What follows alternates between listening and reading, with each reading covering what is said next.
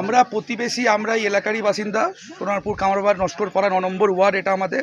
আমরা চাই এর একটা মীমাংসা, যে উনি আজকের এই যে জিনিসটা হয়েছে এইটা আমাদের সাথে হবে না, এটা কেমন মানে আমরা কি করে বুঝবো? হতেই পারে আজকে এনার সাথে হয়েছে, রাত্রিবেলা আমরা ঘুমাবো, আমাদের বাড়িতে আগুন জ্বলবে, হয়তো আমরা রাস্তাঘাট দিয়ে যাচ্ছি, আমাদেরকে আঘাত করে দিল, আমাদেরকে ডাইরেক্ট থ্রেট দিচ্ছে যে তোদেরকে দেখে নেবো এক একটা করে, তোরা কে কে আছে আগুন নেভাতে আসার জন্য। শুধুমাত্র মানে একটা আমরা প্রতিবেশী হয়ে একজনের পাশে কি আমরা দাঁড়াতে পারি না? তার বাড়িতে একটা এত অঘটন ঘটেছে, আমরা বন্ধু বান্ধব একই প্রতিবেশী, একটা ছেলে নেই, মানে আমরা সব মানে ওনাকে শুধু সাহায্য করতে এসেছি বলে উনি বলছে তোমাদের সবাইকে এক একটা করে আমরা দেখে নেবো।